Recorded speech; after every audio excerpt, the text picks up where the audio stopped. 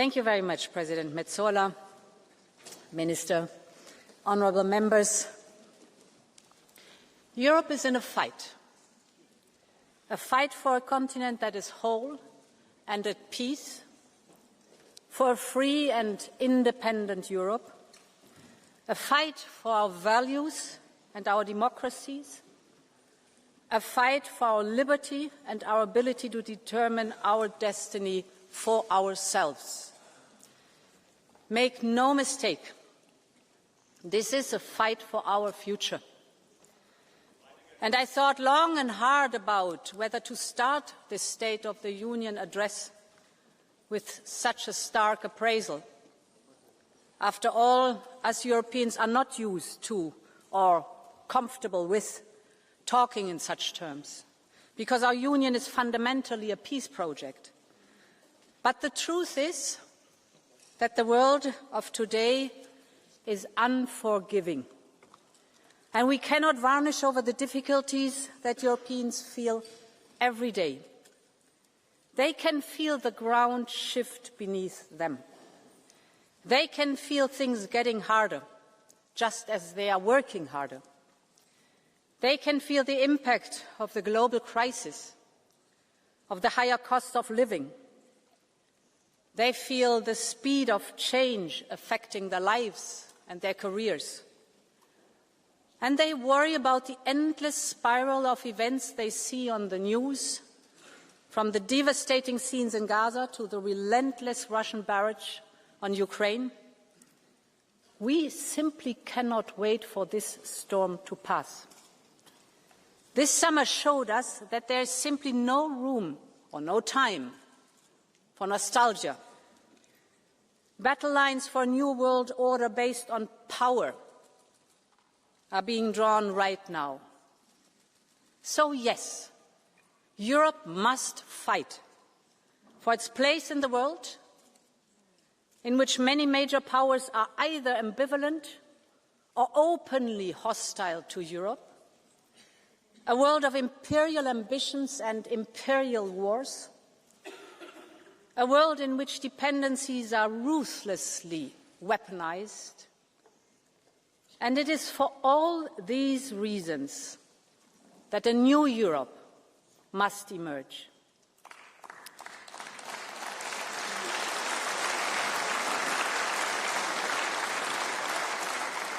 And honourable members, this must be Europe's independence moment.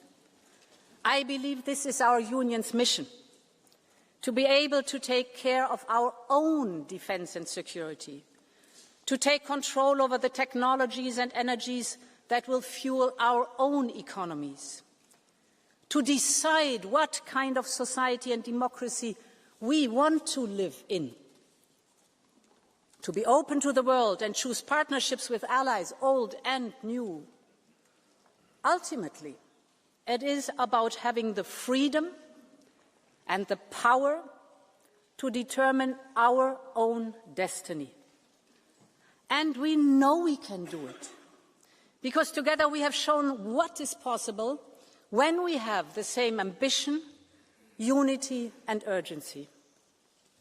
I must say I've lost count of the number of times that I was told that Europe could not do this and could not do that, in the pandemic, on the recovery plan, on defence, on supporting Ukraine, on energy security, and the list goes on.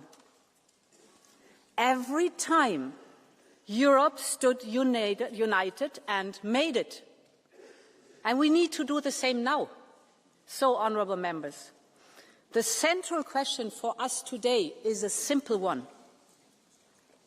Does Europe have the stomach to fight? Do we have the unity and the sense of urgency, the political will and the political skill to compromise? Or do we just want to fight between ourselves, be paralysed by our divisions? That is what all of us have to answer. Every member state, every member of this House, every commissioner, all of us. And in my eyes, the choice is very clear. So my pitch today is a pitch for unity. Unity between member states. unity between European institutions, unity between the pro-European democratic forces of this House.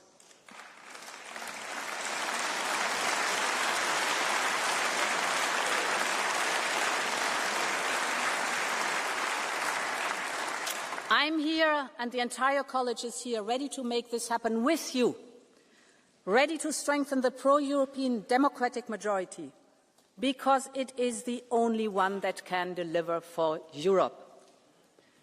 Honourable members, freedom and independence are what the people of Ukraine are fighting for every day. People like Sasha and his grandmother. Sasha was only 11 years old when the Russians attacked. He and his mother sought refuge in a basement in their town in Mariupol. One morning they went out to get some food, and that's when all hell broke loose. A rain of Russian bombs on a civilian neighborhood. All became dark and Sasha felt his face burning. He had shrapnel just below his eyes. In a matter of days, Russian soldiers stormed the city. They took Sasha and his mum to what the Russians called a filtration camp. Then Sasha was taken away. They told him he didn't need his mum. He would go to Russia and have another Russian mother, a Russian passport, a Russian name. They sent him to occupied Donetsk. But Sasha did not give up. On a stop on the way, he asked to borrow a stranger's phone. And he called his grandma, Ludmila, who was living in free Ukraine. Baba, just take me home. She didn't hesitate a second. Her friends told her she was crazy to go, but Ludmila moved mountains to get to him.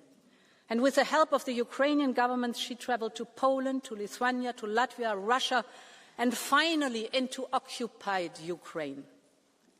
She got Sasha back, and through the same long journey brought him to safety. But their hearts are still broken. Every single day they keep fighting to find Sasha's mom, stuck somewhere by Russia's brutal war. I would like to thank Sasha and Ludmila for allowing me to share their story.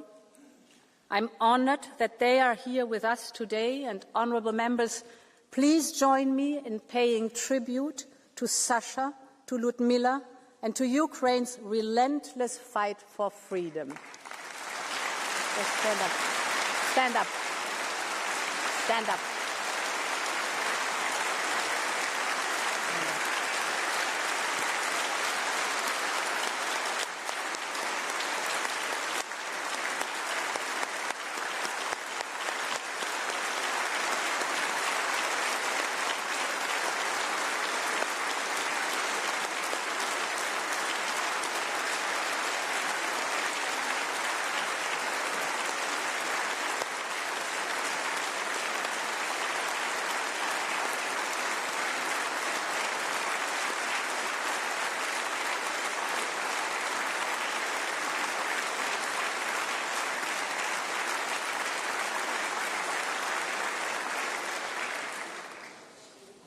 Sadly, Sasha's story is far from unique. There are tens of thousands more Ukrainian children whose fate is unknown, trapped, threatened, forced to deny their identities. We must do everything in our power to support Ukraine's children. And that is why I can announce that, together with Ukraine and other partners, I will host a summit of the International Coalition for the Return of Ukrainian Children. Every abducted child must be returned.